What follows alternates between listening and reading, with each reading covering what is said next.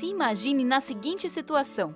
Você sai de casa correndo para uma consulta médica. Logo que entra no consultório, a médica pede pelo raio-x. Você procura e... Ai, cadê o exame? Desolado, você volta para casa. Ao chegar, abre o computador para participar de uma reunião e... sem sinal. Ai, eu não paguei a conta da internet desse mês. Cadê o boleto? Você vasculha pelas gavetas de sua mesa, mas não encontra nada no meio da bagunça. Finalmente, consegue entrar na reunião pela internet do celular. E depois de um suspiro, pensa: essa semana vai ser longa. Ao longo das próximas 3 aulas, iremos nos tornar mestres na arte de fazer acontecer. O livro, escrito por David Allen, é praticamente um manual para ter uma vida de realizações sem precisar arrancar os cabelos por ter tantas responsabilidades. Assim como o livro, nossas aulas serão divididas em 3 partes. Hoje, falaremos sobre como e por que a arte de fazer acontecer é uma solução estruturada e prática para lidar com suas demandas diárias e projetos pessoais e profissionais. Na segunda aula, vamos nos aprofundar em como estabelecer esses novos hábitos e rotinas. Vamos praticar a produtividade sem estresse na sua vida. Por último, conversaremos sobre como esse método funciona sob a luz da ciência cognitiva, desvendando o poder dos princípios-chave utilizados por David. Para começar, vamos olhar um pouco para a realidade em que vivemos. O acesso à informação se tornou a norma, e não a exceção como no tempo de nossos avós. Hoje, em algumas horas você recebe mais informações com o poder de mudar a sua vida do que seus avós teriam em um ano inteiro. O excesso de opções da chamada Era da Informação trouxe uma situação contraditória. Por um lado, temos uma qualidade de vida superior à das gerações passadas. Por outro, vivemos estressados por lidar com a quantidade crescente de responsabilidades. Afinal de contas, informação é poder, não é mesmo? Pois é, mas com essa enxurrada de dados, muitas decisões devem ser tomadas. As novas maneiras de comunicação revolucionaram também o nosso trabalho. Nos dias em que fábricas eram o centro do desenvolvimento econômico, o espaço de trabalho era claramente definido por grandes galpões com linhas de montagem e máquinas pesadas. Hoje, o tempo de trabalho e lazer não é definido pela hora de entrada e hora de saída do trabalho. A alta conectividade retirou essas fronteiras. A depender de quem você perguntar, podem te falar que a sua falta de eficiência ou foco é porque você não tem um propósito de vida, um contexto mais amplo sobre o qual tomar suas decisões e priorizar. Mas essa visão, apesar de inspiradora, não é prática. A maioria das pessoas, ao tentar remodelar sua vida em torno de um lema, acaba se dando conta que precisa mudar a vida inteira. Inúmeros detalhes entram numa lista infinita de mudanças, e o projeto acaba mesmo antes de começar. É muita coisa para abraçar de uma vez. David Allen tem uma perspectiva renovadora sobre esse cenário. Ao invés de tentar negar a complexidade do nosso mundo, no lugar de colocar objetivos desmedidos, ele é prático. Para encarar essa luta diária, é preciso observar mestres de karatê. Nessa modalidade, a força do golpe vem de sua velocidade. Para isso, um bom lutador mantém uma posição de prontidão. Isso significa eliminar as distrações e estar 100% presente no momento. Uma vez neste estado de preparo, sua mente se comporta como água. O que acontece quando jogamos uma pedra num espelho d'água? A água reage, mas apenas de acordo com o tamanho da pedra, e logo em seguida volta ao seu estado inicial de equilíbrio. É sobre a mesma mentalidade do golpe de karatê que David construiu o seu método. Se você fica tenso e o estresse toma conta, seu golpe será lento, pois os seus músculos estão rígidos. Por outro lado, o desleixo vai te render uma pancada do adversário pela falta de atenção. É nesse balanço que encontramos a verdadeira produtividade. Mas por que o excesso de informação nos deixa atordoados, sem saber como tomar decisões? Não temos trilhões de sinapses e todo aquele poder cerebral que contam os documentários? Bom, a resposta para essas perguntas está na compreensão de como funciona a nossa mente. Acho que você já ouviu falar que temos 2 tipos de memórias, a de longo prazo e a de curto prazo. Cada uma guarda de forma diferente as informações. Um jeito muito simples de entender essas diferenças é pensar em como um computador utiliza os seus recursos. Assim como nossa mente, o computador usa 2 memórias, O HD de um computador é o local onde informações ficam guardadas para serem utilizadas mais tarde, como uma referência. Por exemplo, onde fica a padaria mais próxima à sua casa? Aposto que você acabou de ver a padaria em sua mente. Quem sabe, até sentiu o cheirinho do pão? Você fez uma busca em sua memória de longo prazo para ter acesso a essa informação. Outro sistema do seu computador, a memória RAM, é o local responsável por manter as informações necessárias para o processamento. Voltando ao exemplo da padaria, sua lista de compras para o café da manhã fica, portanto, nessa memória de curto prazo. Você retém os itens em sua mente até fazer a compra e depois esquece, pois não precisa mais dessas informações. O problema é que guardamos todas as coisas não resolvidas em nossa memória de curto prazo, que é bem menor do que a de longo prazo. Nossa lista de pendências fica ali, na nossa tela, pedindo por atenção até que seja resolvida. Com certeza você já abriu aquelas 50 abas no navegador ou usou todos os aplicativos do celular de uma vez só. Quando seu computador travou, foi o equivalente a um pico de estresse. Isso acontece pois cada aba do navegador ou coisa não resolvida em sua cabeça gera um laço aberto. Enquanto algo não for efetivamente decidido, esse laço vai permanecer em sua mente. David Allen montou um sistema para te ajudar a lidar com toda essa tralha. O GTD, em inglês Getting Things Done, ou Fazendo Acontecer em tradução livre, se baseia em 3 comportamentos-chave para livrar a sua memória RAM. Primeiro, você precisa tirar tudo da sua mente e transferir esse monte de informações para um local confiável onde possa voltar e olhar com mais calma. Segundo, mais tarde, vamos olhar item por item e entender o que deve ser feito. Aqui, o resultado será definir as ações para resolver esses laços abertos. Terceiro, com tudo isso em mãos, é essencial organizar os seus lembretes para poder voltar a eles quando precisar retomar esses assuntos. Beleza, já sabemos o que precisamos fazer para limpar nossa mente de todas as tralhas que guardamos de forma inconsciente. Agora, chegou a hora de estruturar um método para incorporar esses hábitos. Na próxima aula, detalharemos cada um deles. Por agora, vamos dar uma olhada geral em nosso sistema de fazer acontecer. Lembra daqueles filmes de artes marciais onde o mestre diz: esvazie sua mente. Esse é o primeiro passo. Vamos capturar todas as coisas que ficam constantemente roubando sua atenção. Esse é o momento de olhar ao redor e identificar o que está fora do lugar. Pode ser algo físico, como um boleto, ou abstrato, como um pensamento.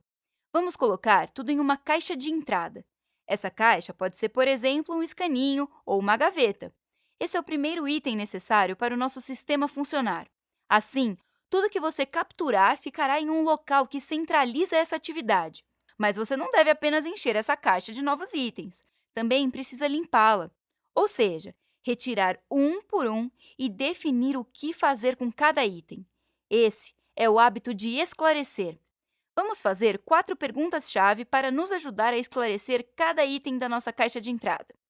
Primeira, o que é isso? Pode parecer óbvio, mas é a pergunta mais importante para começar a elucidar o que está em nossas mãos. Segunda, isso exige alguma ação? Caso não precisemos fazer nada, temos 2 opções: guardar ou jogar no lixo. Caso contrário, vamos à pergunta seguinte: qual é a próxima ação? Essa é das boas. Sua resposta tem que ser algo físico, visível. Anote essa resposta com um verbo que vai realizá-la. Quarta, demora menos de 2 minutos? Se essa atividade for rápida, não espere nem mais um segundo. Faça agora! Se for algo que leva mais tempo, temos novamente 2 opções. Tome nota e adie, ou então, caso você não seja a melhor pessoa para realizar essa tarefa, delegue. Com tanta coisa acontecendo ao nosso redor, precisamos que nosso sistema nos ajude a organizar tudo isso. Caso você não tenha jogado o item no lixo e ele não demande atenção, precisamos separar o que vamos guardar. Há 2 opções. Caso esse item precise ser consultado com frequência, vamos armazená-lo em nosso arquivo de referências. Se, por outro lado, for um tipo de informação que talvez um dia você precise, ela vai para outro lugar, a incubação, que é uma espécie de fila de espera. Fazemos isso para não lotar nossas referências. Ao definir uma próxima ação, é importante lembrar de verificar se ela faz parte de algum projeto. Para acompanhá-los, vamos usar uma lista de planos para cada um. Assim, quando você executar uma ação, já sabe a seguinte. Finalmente, para todas as ações que você não executar no momento, Precisaremos de um suporte para nos lembrar de quando devemos executá-las. Se você adiou uma tarefa que precisa ser executada assim que possível, coloque-a em uma lista de próximas ações. Caso seja o tipo de atividade que precisa ser executada em um momento específico, adicione em seu calendário. Para as atividades delegadas, você deve acompanhar tudo numa lista de aguardando respostas. David Allen ainda adiciona 2 passos para que a utilização desse sistema seja otimizada. Primeiro, precisamos separar um momento para refletir sobre nossas atividades. Isso ajuda a manter aquele contexto mais amplo dentro dos nossos planejamentos e identificar possíveis ajustes. É essencial também atualizar constantemente o sistema. Assim, tudo permanece útil e você fica mais eficiente. Para refletir, David recomenda uma revisão semanal. Claro que você irá capturar, decidir e realizar tarefas todos os dias, mas essa rotina semanal permite respirar fundo e encarar a próxima semana 100% consciente do que tem pela frente e com nosso sistema tinindo. Segunda, quando partir para a ação e se engajar com todas as suas atividades, David sugere definir o seu foco com 3 métodos. Defina o que tem pela frente, olhando suas listas e levando em conta imprevistos conforme eles se apresentam. Decida por onde começar, levando em conta alguns critérios, como contexto, tempo, energia disponível e suas prioridades. Finalmente, encaixe essas ações nos horizontes que elas te ajudam a alcançar. Por exemplo, um projeto, seus objetivos pessoais e seu propósito de vida. Com essa imagem completa do sistema GTD, a genialidade de David Allen fica clara. Uma maneira concisa, escalável e adaptável de gerenciar suas tarefas. Mas há um ponto ainda faltando para completar nossa organização: os projetos. Um projeto nos permite integrar diferentes ações para chegar a um resultado comum. Para isso, vamos olhar para o planejamento de projetos. Certamente, existem muitas maneiras de se fazer isso, mas umas são mais intuitivas e naturais que outras. Antes de explicar o método adotado por David Allen, vamos conversar um pouco sobre o que é um planejamento natural e o que não é. Muitas pessoas e até organizações utilizam uma tática pouco produtiva quando falamos de projetos. Geralmente, quando se tem um novo projeto, o time inteiro se reúne em uma sala para levantar as melhores ideias para sua execução. Mas essas reuniões são improdutivas, pois ninguém parou para definir o que é uma boa ideia. Resultado? Para um projeto sem propósito, qualquer ideia é boa. Depois de decidir o curso de ação, o time começa a executar. Aqui é muito comum dedicar pouco ou nenhum esforço para construir uma visão estratégica de como abordar os problemas. Quando as crises chegam, a única saída é ser reativo. Aí todo mundo começa a fazer hora extra e trabalhar dobrado. Mas esse não é o jeito mais natural para tocar projetos. Colocando de forma simples, um projeto é qualquer meta que leve mais de uma ação para atingir o resultado esperado. Essas ações precisam de um fundamento sólido, um norte para direcioná-las. Caso contrário, um time fica perdido, atirando para todos os lados. Depois de definida a intenção do projeto, essa imagem clara do resultado torna todo o processo mais criativo. O time fica livre para buscar e afinar ideias de forma cooperativa. Segundo David, nossa mente é muito boa em planejar, e o curso natural desse planejamento passa por 5 fases distintas. Primeira, o começo de um bom processo de planejamento é a definição do propósito e dos princípios. Entender o porquê estamos realizando um projeto tem muitos benefícios. As pessoas trabalham de forma mais alinhada e motivada. Além disso, essa clareza permite usar critérios para a tomada de decisões e cria limites entre o que atende ou não os padrões de entrega do projeto. Segunda, com uma motivação forte, é hora de visualizar os resultados. Esse tipo de exercício é muito poderoso para criar a imagem do que teremos ao final do projeto. A visualização atua como uma conexão entre uma ideia e sua forma tangível. O resultado é um foco muito mais preciso sobre quais resultados você irá construir. Terceira, agora estamos prontos para o famoso brainstorm. Depois dos primeiros alinhamentos, podemos pensar livremente. Aqui, quantidade é mais importante que qualidade. Quanto mais ideias, melhor.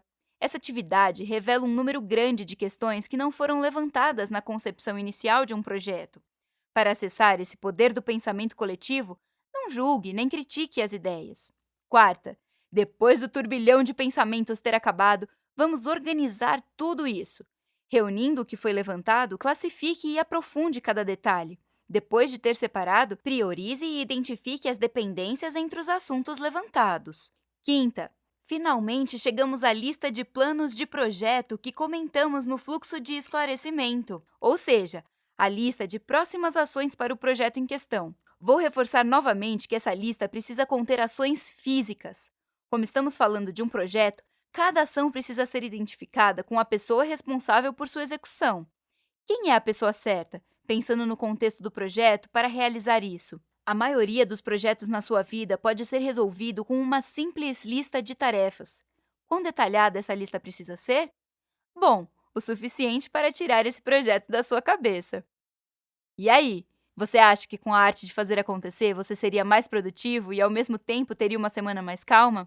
Só pensando no que vimos hoje, você poderia colocar o exame de raio-x num lugar onde não esqueceria ao sair de casa. Quem sabe junto das chaves? Talvez, se aquele boleto estivesse numa pasta de contas a pagar com um lembrete no calendário, tudo também estaria em dia. Na próxima aula, vamos usar uma lupa e ver quais os materiais, ferramentas e truques podemos utilizar para ter uma produtividade sem estresse. Até a próxima aula! Bons estudos!